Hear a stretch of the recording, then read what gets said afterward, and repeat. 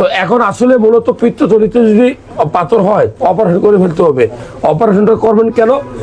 এটা অপারেশন না করলে ছোট ছোট পাথর, কিডনির পাথর নিচে চলে গেলে বের হয়ে যায়, আর পিত্তথলির পাথর নিচে চলে গেলে ভেজাল হতে পারে। কোথায়? নালিতে আটকায় আপনার জন্ডিস হবে, অথবা প্যানক্রিয়াসে ঢুকে গেলে আরো বড় বড় ভেজাল হবে।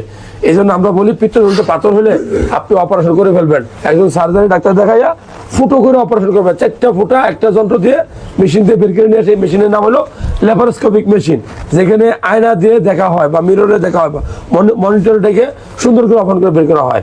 সুবিধা কি? যে আগের দিনে অপারেশন করলে পরের দিনই আপনি চাকরি করতে যেতে পারবেন।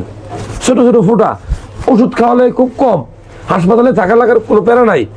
ওই কাটা জায়গায় অনেক সময় হার্নিয়া হয়, অন্য জায়গায় অপারেশন করলে ওই জায়গায় কি হার্নিয়া হয়। এই অপারেশনে কোনো হার্নিয়া হবে না, এটা কসমেটিক, কোনো দাগ থাকবে না। তাহলে ভালো না? এখন কি এর আগের দিন আছে? তাহলে পিত্তথলি কাইটে অপারেশন করবেন না ফুটা করে? ফুটা করে, এটাকে ল্যাপারোস্কোপিক বলে বা কসমেটিক সার্জারি আপনারা বলেন আর কি। এটাই ইম্পর্টেন্ট। ফুটা করলে ঝামেলা আছে?